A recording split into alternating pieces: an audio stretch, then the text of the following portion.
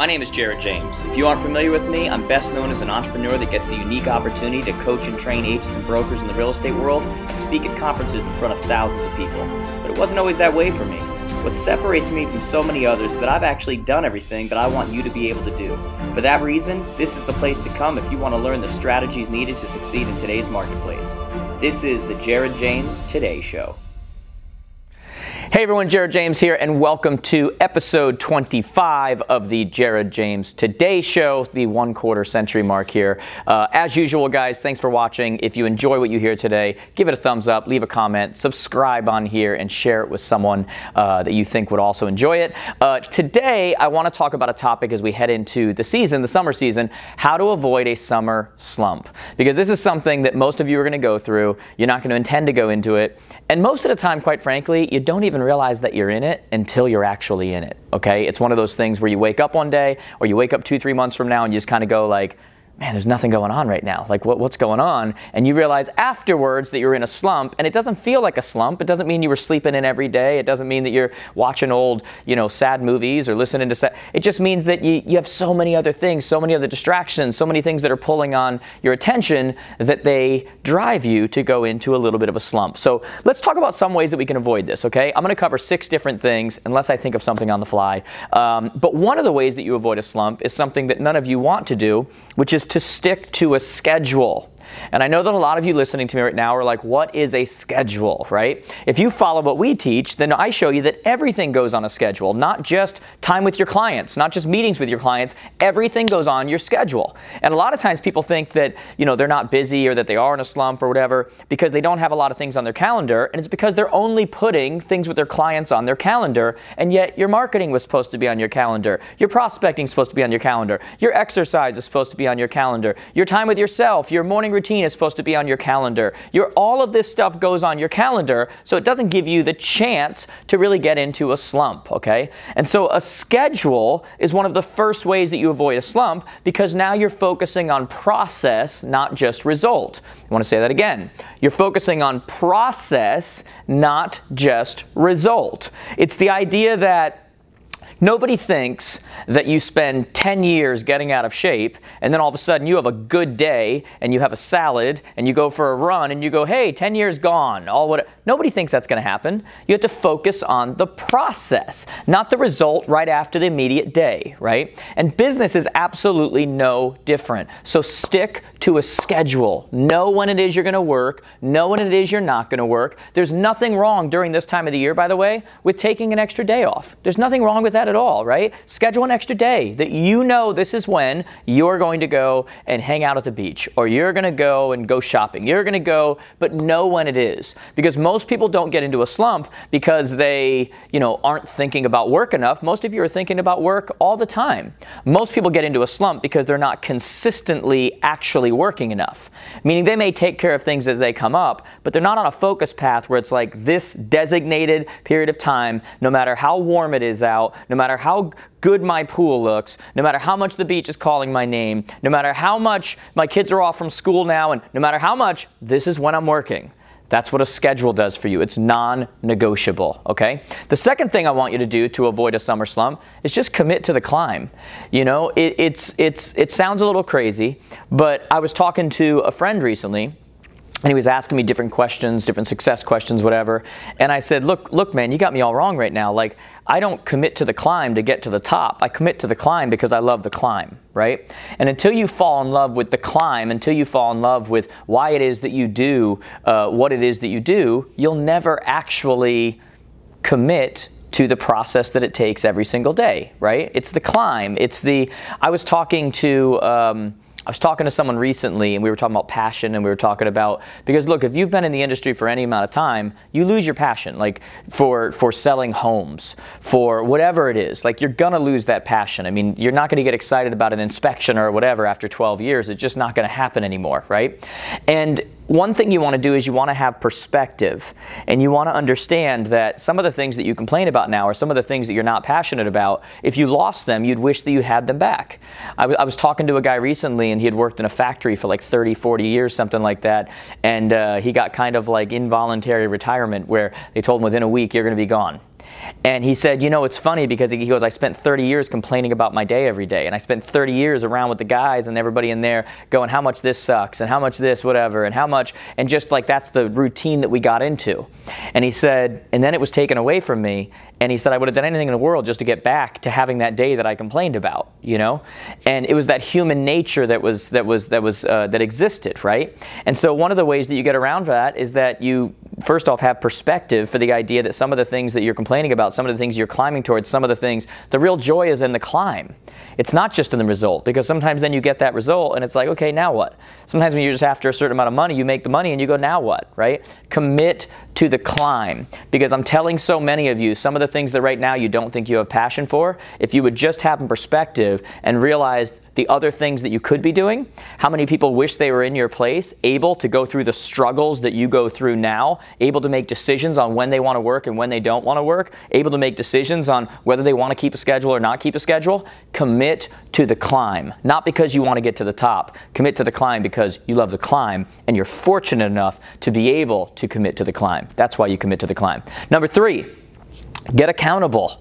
Guys, get accountable, whether that means getting a coach through us, whether that means having your kids around you, that are just on you. You tell them when you're working and when you're not. Tell your spouse, this is when I'm working and when I'm not. Like, get those people who are going to annoy you, right? Most people, like, they'll tell you to get accountable about a diet or something, and you ask them 3 days in, how you doing? And they go, awesome, thanks for asking. And then you ask them 6 days in, how you doing? And they go, what's it your business? You know how they're doing now, right?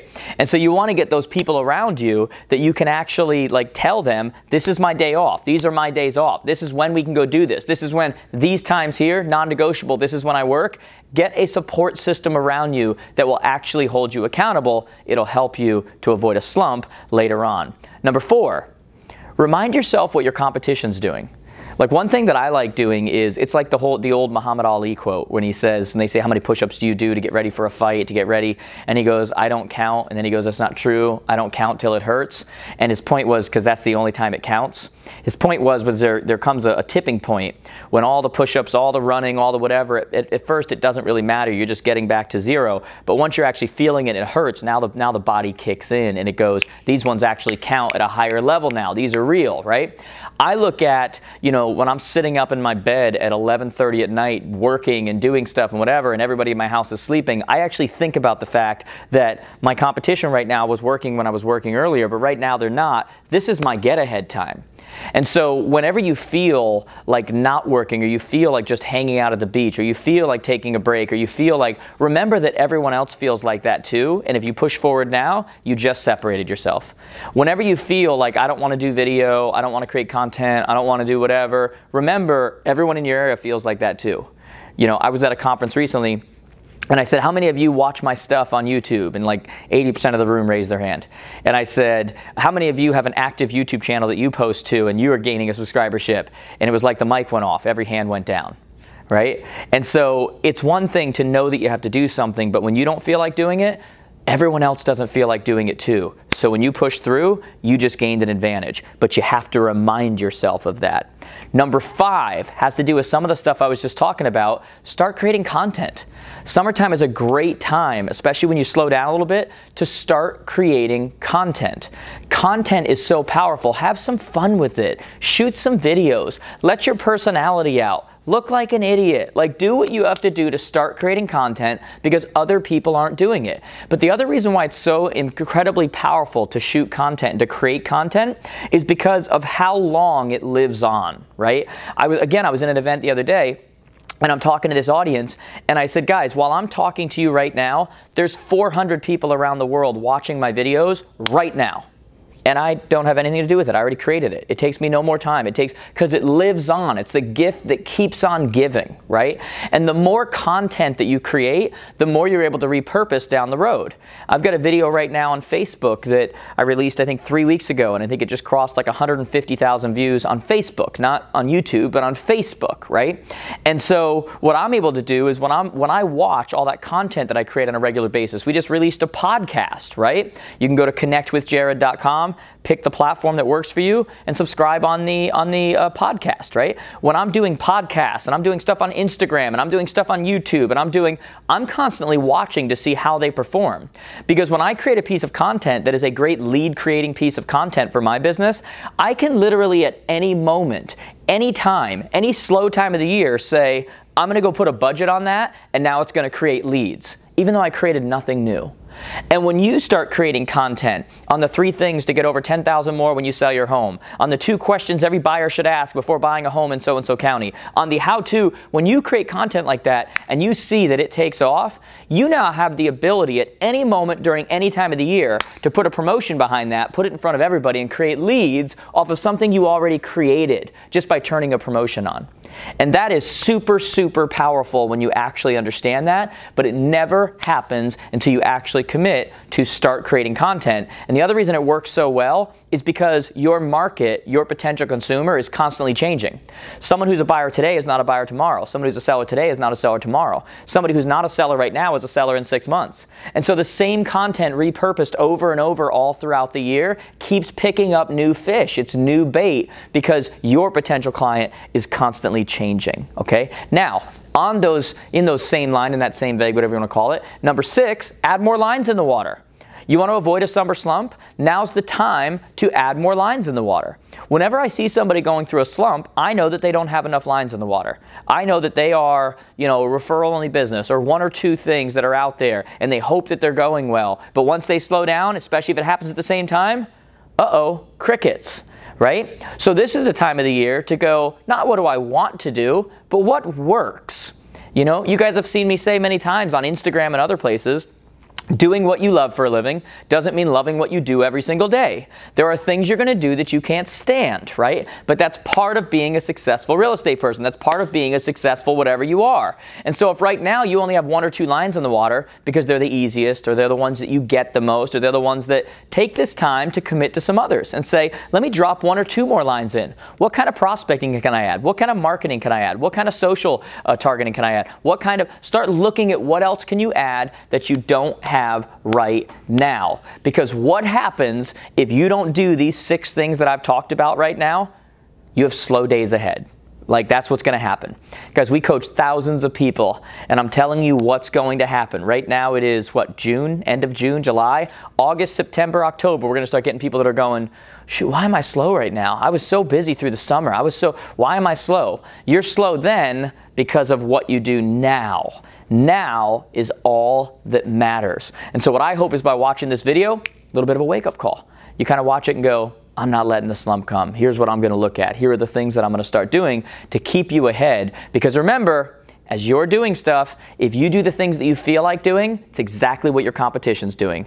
But if you do the things you don't feel like doing, that's where you actually start to gain the edge over everybody else in your marketplace. But it doesn't show up like a good diet, like a bad diet, like a good whatever, for months and months to come. Now is the time, okay? Guys, I wanted to tell you as well that we just launched a new podcast by popular demand. A lot of you have been asking for it. It's now on iTunes and Stitcher and Google Play and soon to be on Spotify. But just go to connectwithjared.com, select the platform that you want to watch on. Make sure you subscribe. Give it a 5-star review and leave me some kind of written review as well, guys. It would mean the world to me. If I've ever delivered content at any level that you enjoyed, that would mean the world to me if you could do that back. Share it with your friends, guys. Let me know what you're thinking about it. That would be really cool. Give this a thumbs up, guys. Leave a comment. Subscribe on here as well. I hope you enjoyed this episode. Have a great day. Hey there, you, and I am talking to you in particular, person that made it to the end of my video. It means the world to me. But if you made it to the end, I'm hoping that you'll take a second and subscribe right here. Make sure you share that with all your friends, by the way. They're in real estate, sales, entrepreneurial, whatever it happens to be. By the way, if you're looking for a speaker for your upcoming event, click right here to get some more information. And as usual, if you have a question you want me to personally respond, just connect on social. You can click right over here and see all the platforms I'm on. I hope to hear from you soon. Have a great one.